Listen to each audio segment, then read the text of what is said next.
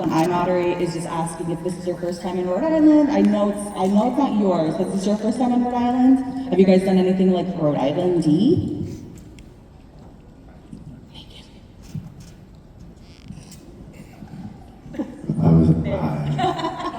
I ate good seafood, but I'm from Texas, so like I can't do that in home. And it was really, thank you for good seafood. I appreciated it. You're welcome. What's Rhode Islandy stuff? Rhode Islandy stuff? Coffee milk. Coffee milk. Coffee milk is literally like chocolate syrup, but instead it's coffee syrup. Yes, coffee milk. It's incredible. Today that nobody has brought me up. Oh, I will bring you. I'll find you coffee milk. Right? Okay, cool. See, everybody here knows what's up. Did you do any of that? Not really. No. Yeah. I think maybe, I don't know. I've gotten bad about that. I need to go experience the town a little bit more. Yeah. No, though, right? I did. Yeah, that's nice. So I saw a little bit, but I should have eaten some shrimp or something. I don't know. Stuffed quahogs. Clams, I did. stuffed quahogs. Yeah. You know, we got, if you drive by on 95, you'll see a giant blue bug. Yeah. Pretty known for it. Okay. If you go to a Newport Creamery, an awful is not awful, it's a milkshake. Oh, I had a pizza and Towny trivia. yeah. I feel like you can get a pizza anywhere, so I screwed up. But it was a good pizza. Yeah. But the regional differences, you know, like, True. I was in New Haven. Have you We ever did had mention hot wieners, so Ooh. those. hot wiener, what now? Yes, downtown, right in Kennedy Plaza. Literally what I was saying when you, yes. If you had to compare it to another type of pizza, what would you? Tomato pie. So it's thin crust that's cooked over a coal fire, so it's scorched on the bottom. Oh, okay. It's unique and delicious, and I'm from all over the place. I've had pizza No, from we do that in everywhere, Jersey. including the awful things. Scorched. Don't get me started. Makes sense, because like New Haven. Like, sort of- How did you not mention to him that it's just no cheese? Oh, Rhode Island pizza. Not that little pecorino, sure, but it's not. It's a tomato pie with just like a dusting of pecorino. Ah, okay.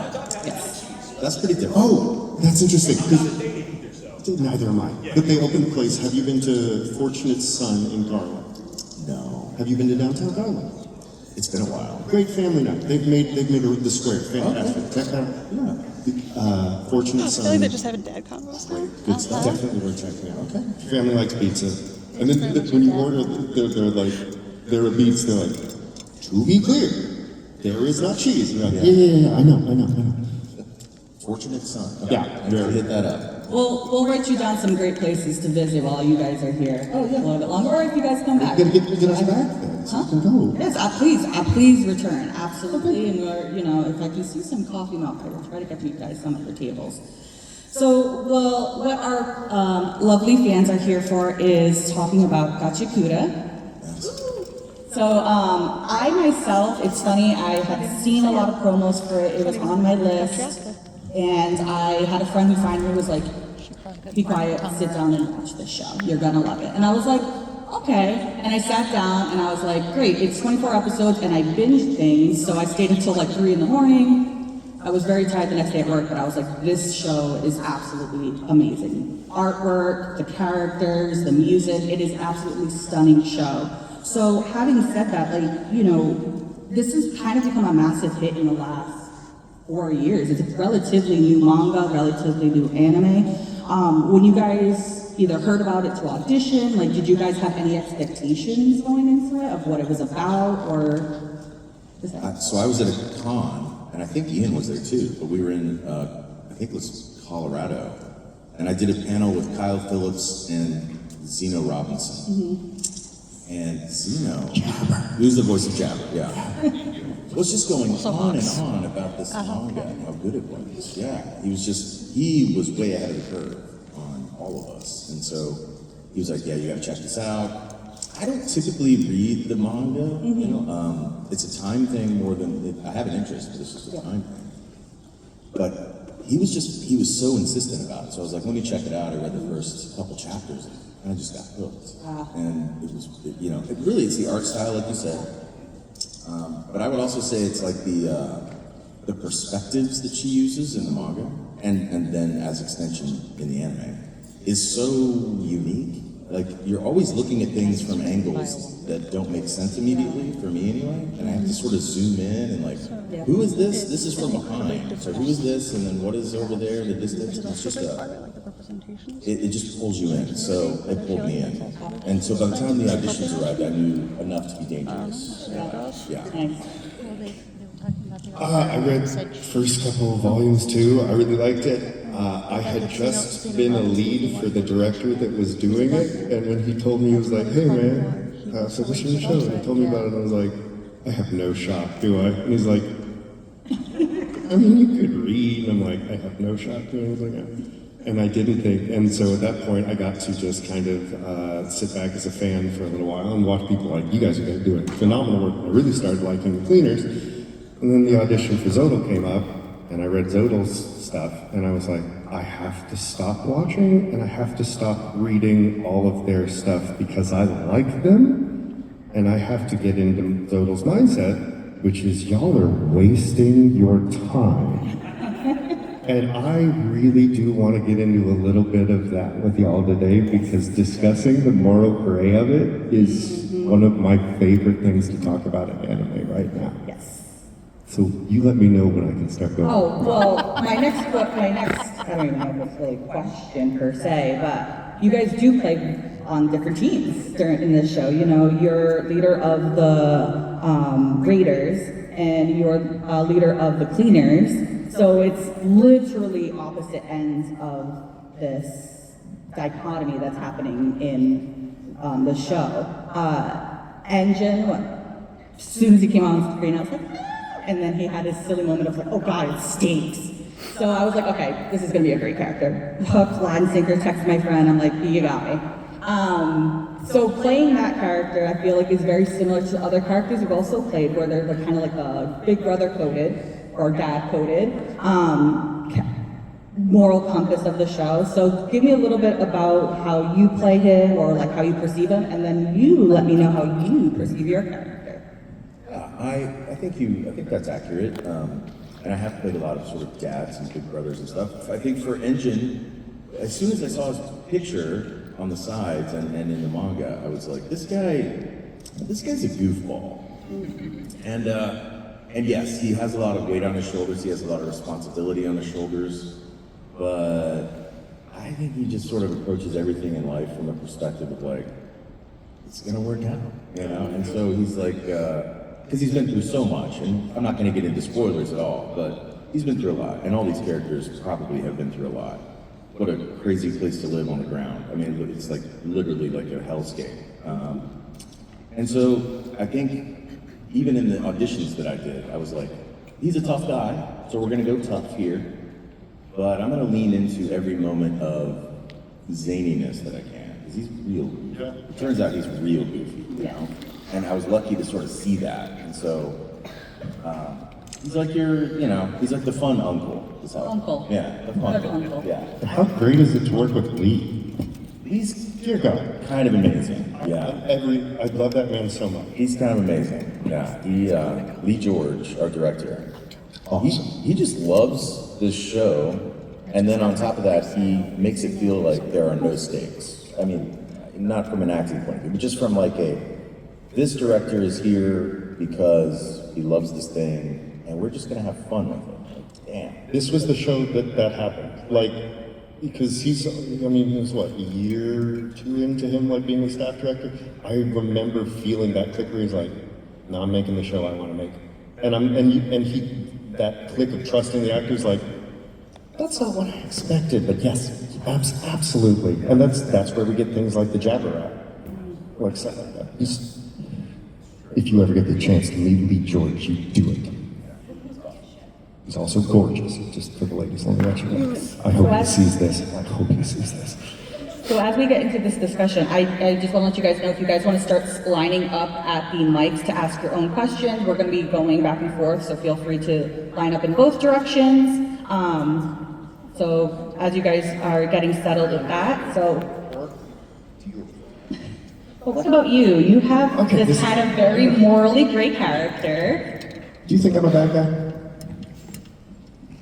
So, I have to say, I've only watched season 1. I have not watched that in the manga yet, so No, I will keep it as spoiler-free. Yes. Do you think So I've watched a lot of anime in my day and read a lot of manga, and I always have this inkling that they put the bad guy out there, they make you feel like he's this really big, tough, scary, like evil person, and then they pull the rug under your feet. Right now, that's where I'm at with Zodyl. So I feel like he's gonna be one of those villains where you're like, he's got a good point, but you probably shouldn't be doing it that way. You say villain. Cool. Do you think I'm a villain? Do you think it's a villain? Avoiding spoilers, I would say he seems, if he is morally gray, I think he's morally gray in the sense that there is some kind of mystery between the relationship of the sky people and the ground. Yes. And that's where I feel like Zodyl, in some ways, is on the same path. And Rudo at large. This is why I didn't talk, like yesterday, I wanted to have this conversation with him, and I stopped 2 words in. I'm like, we're doing this on panel. Very nice. First of all, everybody noticed that they had to have long answers to explain whatever? Just gonna point that out. Second of all, villain. But a villain, what does Rudo want? What is Rudo, the hero? What does the hero want? What does he want? What's his whole goal? He wants to go back home. He wants to go back. What's he want to do? He wants to go up there and do what? Avenge his... Shove his fist up something or other? It was? I didn't know it was going to be tested today. Sorry, guys, I didn't study. No, he wants to go up and take down the spear. Yeah. What do I want? Okay, all right. So, all right.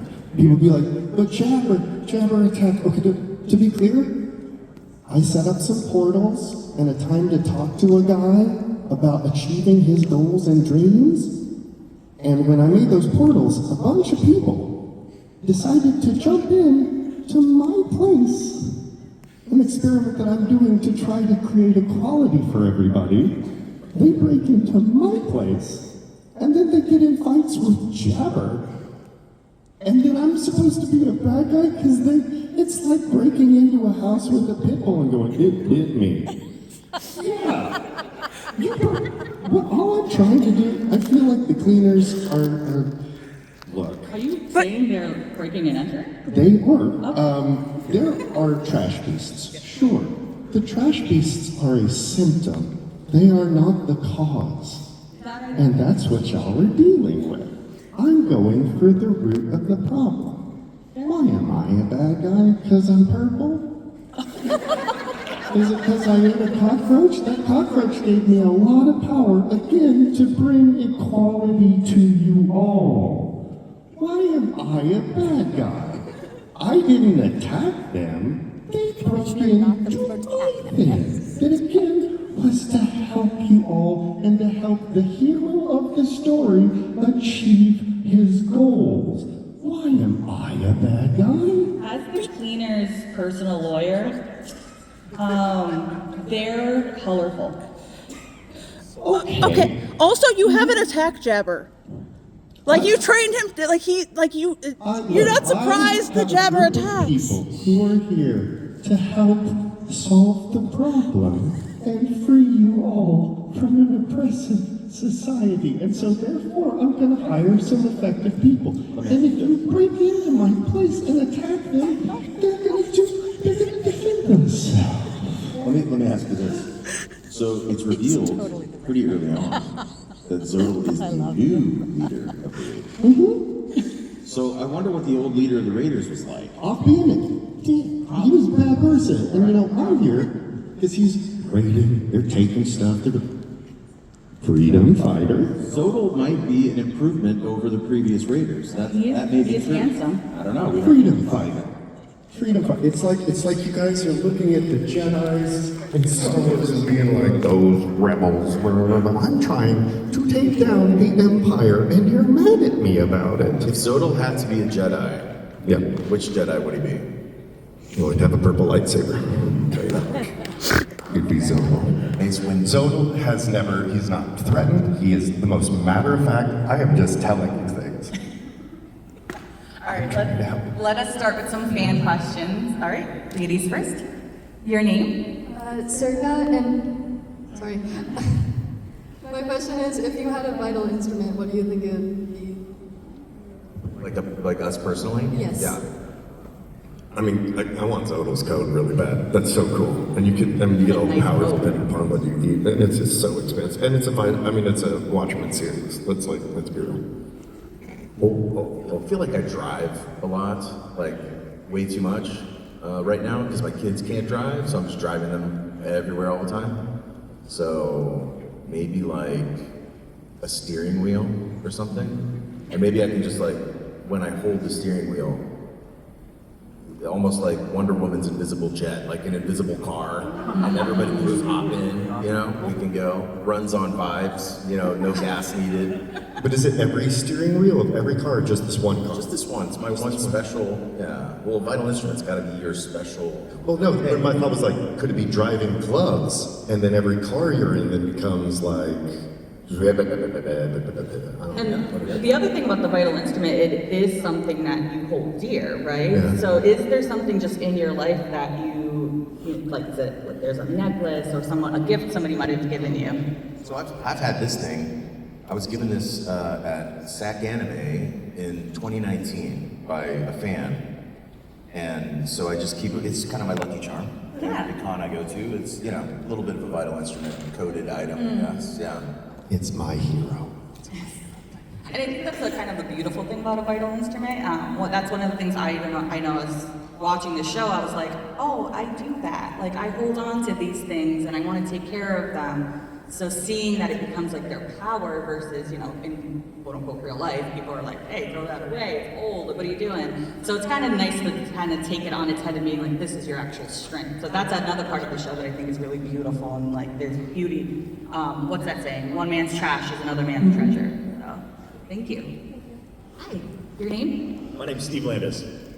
Oh God, I'm gonna hear myself and get the echo. I had a question more on the acting and preparatory side. Specifically, what's your process for getting to that point? Like you talked about, this guy's a tough guy, but he's also a goofball. I was hoping you could talk a little bit about how you get to those conclusions.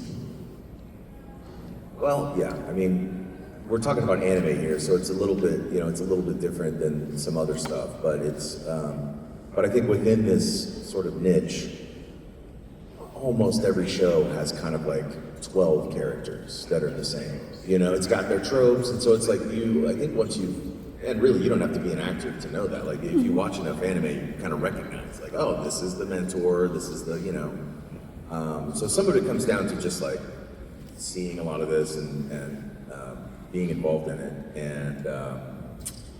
And yeah, a lot of it is just a gut call too, because who knows?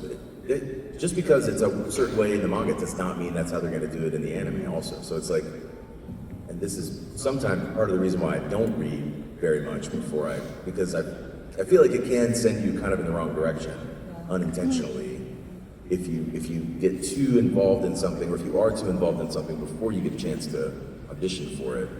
The director and the production team may have a very different idea of who this character you love is, at that point. So it's like, it can help you, but it can also really hurt you too. Yeah. Show by show. If you honestly,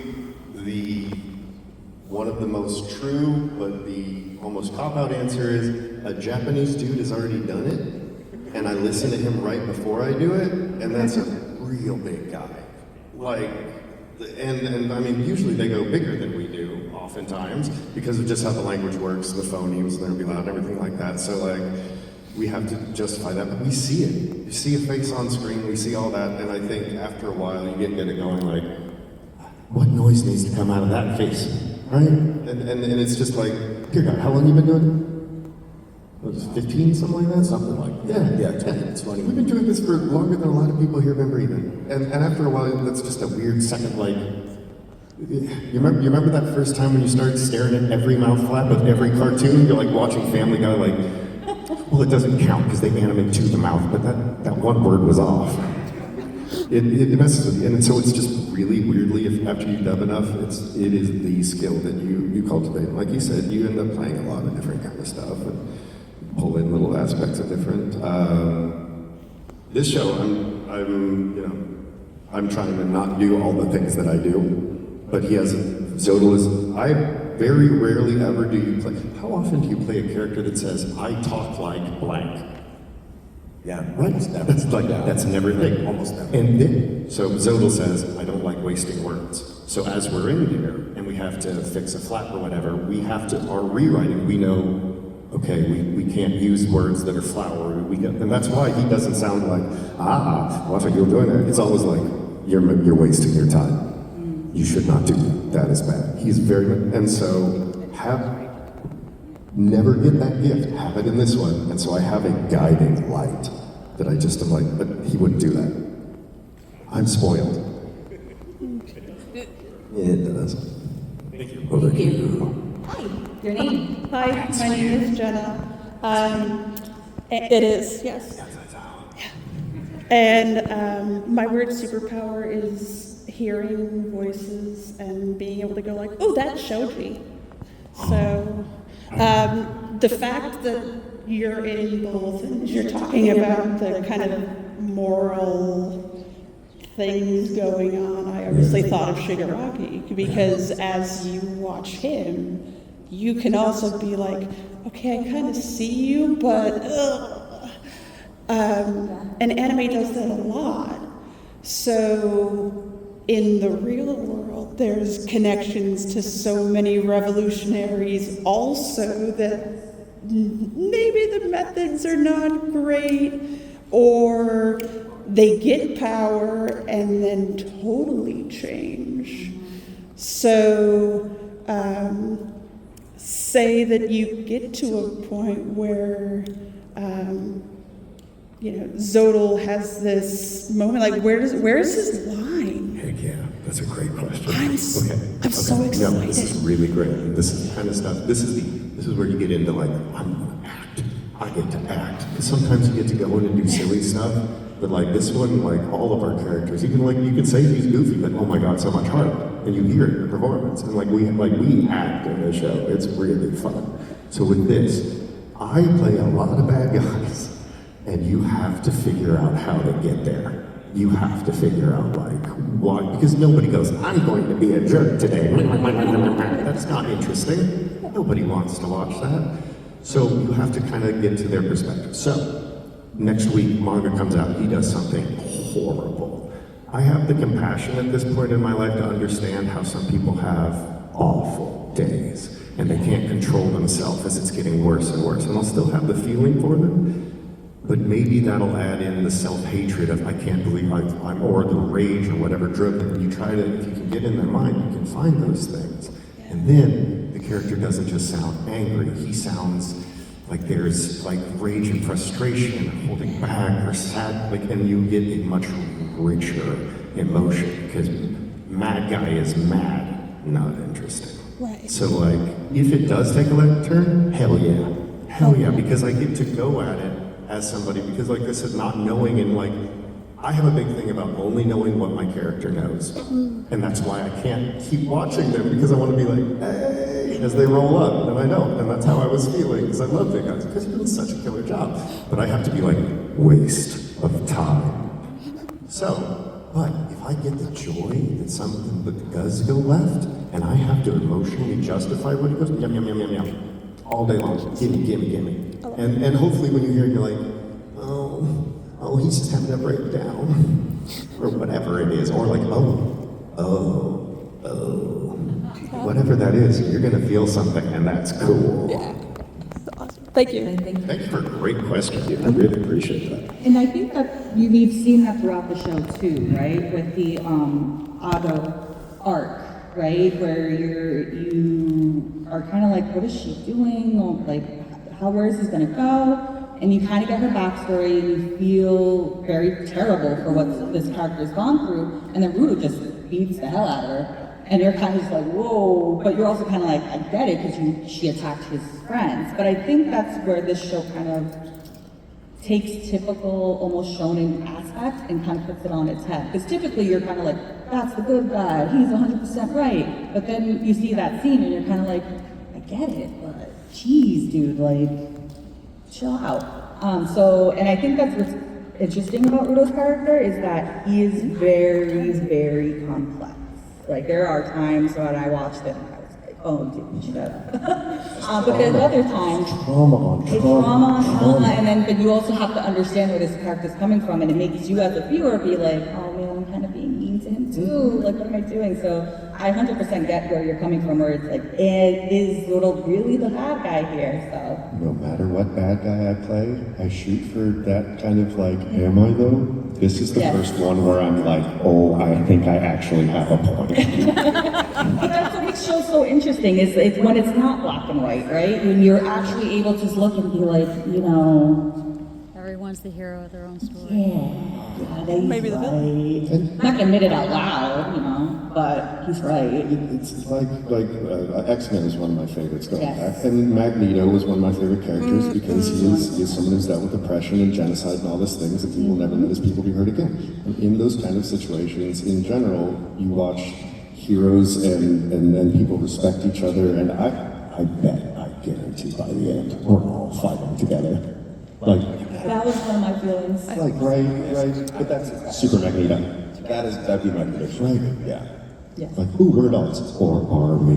We're gonna have some talk, and he's gonna say something profound, and he's gonna go, whoa, and you're gonna come up and say something like, yeah, baby, I'm hoping that Zanka and Jabba become best. and then we're all gonna be buddies. It's gonna be good. I think And people are Zanka gonna point at this panel, and they'll be like, hey, Thanks. this is the other thing. Ian called this, like, yeah, however many years. Age like wine. They were on the other team, now they're same team. Gotcha. Hi, what's your name? Joseph Martucci. And your question? So, what's more fun to play, a hero or a villain? Because I know you play Brooke from One Piece, and you play. We both do a lot of villains and heroes, yeah? Yeah. What's your favorite villain you've done? Oh man. Great work on Kaiju, by the way. I mean, villain, question Yeah, question mark. jerk, but like, Yeah. yeah, great job. Bad dad. Yeah. Bad dad. Yeah, very bad dad. Maybe in One Piece, he's a villain. Denjiro is a villain when he's presented in the Wano arc.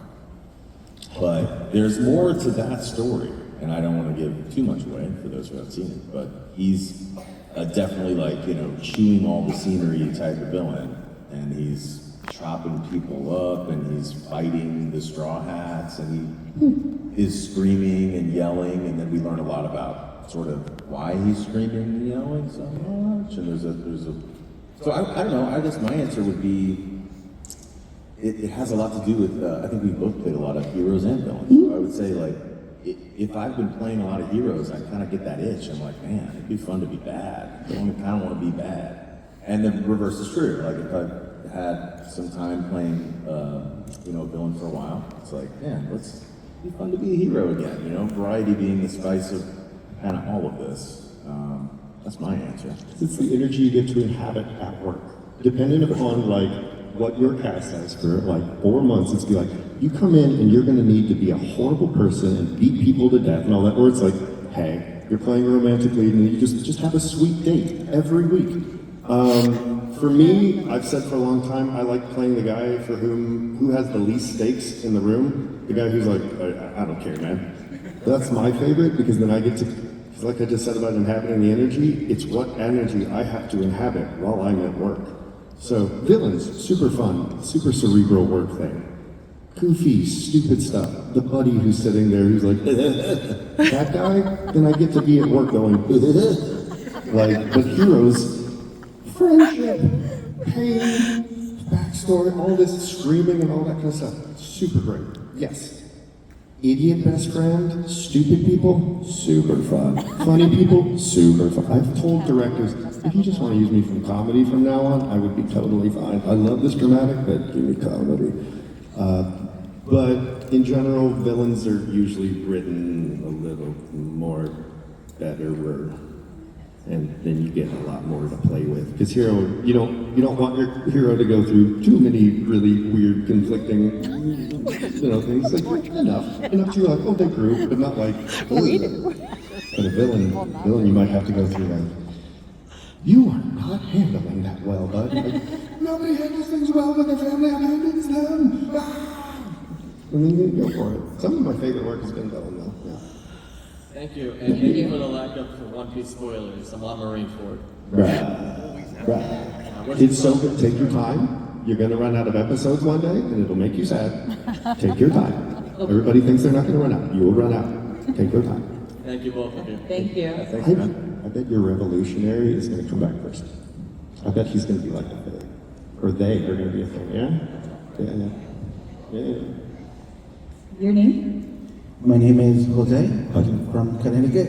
I was actually saying bye, and I didn't know that you were in this anime. Hey. And I'm just excited because I started watching it as a recommendation, and I saw it, and then all of a sudden I ran out of episodes. So, my question is, with the experience that you both had throughout the years with all the different characters, when you're voicing new characters, is there like a baseline character that you kind of start off of based on the show that you're in, the character you're casting for? The Japanese dude. No, for real, because if we did something totally left field, it either better be brilliant or like, because if you watched it in Japanese and the guy was like, yes, I'm going to kill you, and you come in like, you would be like, what the hell is he doing? Bobcat Goldthwait. It's fun to roll the dice for the opposite of flow, and I came up with Bobcat. Yeah, so that's honestly, and then after that, I don't know about you, but like parts of your own personality, sections of just like you talk to your grandma differently than you talk to your best friend, and you have different tones. And so, us, but not us, but Japanese dude. I was on a panel one time with Michael Tatum, and somebody was asking about a similar question where it was like, how do you make your voice so different for these characters? And he's like, I don't. He's like, I have my voice. I can't change my voice. Like, my voice is my voice. I can't do anything about it. It is what it is. It changes over time. It grows and changes. But that voice is the palette from which, I'm creating these sort of performances. And so, in a way, I guess to answer your question using that bit of information, it's just, we don't have a choice but to use this voice. You can modulate it, you can change it within reason, but this is what I sound like, So in a way, that limitation is actually one of the greatest strengths limitations are where art comes from, really. So, with no limitations, it's like God mode in a video game, right? You play it for 30 seconds or 30 minutes, and then you're like, this is boring and stupid. I'm invincible and nothing matters, So I think having that limitation of your own voice, you're always bringing that to an audition, right? So you're working around it, you're bringing the best of it out to bring the character alive. So I would just say that's an aspect as well. Thank you. Thank you. Can you tell me your name and what you're cosplaying? My name is O Folks, and I'm cosplaying Suika from Dr. Stone. Dr. Stone. So good. Sorry, what's your question? How do you feel like your characters might change in season 2? I'm the hero.